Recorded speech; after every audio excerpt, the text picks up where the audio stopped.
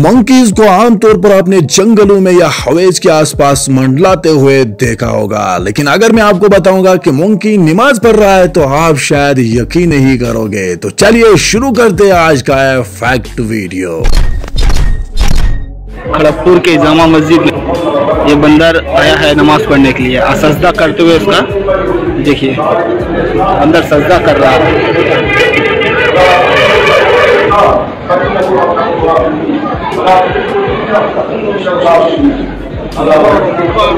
6 जनवरी 2021 का वेस्ट बंगाल की स्टेट खड़गपुर के मैदानीपुर इलाके में इसको जामिया मस्जिद के अंदर स्पॉट किया गया और लोगों के पैरों तले तब मिट्टी खिसक गई जब इसने अल्लाह के यहाँ सजदा डाल दिया। दोस्तों ये ऐश्वर्य जानकर अगर आपको हैरानी हुई है तो एक मर्तबा कमेंट सेक्शन में अल्लाहु अकबर लिखिए और इस वीडियो को अपने दोस्तों के साथ शेयर कीजिए। तो चलिए मिलते हैं अगले फैक्ट वीडियो में, तब तक के लिए बाय।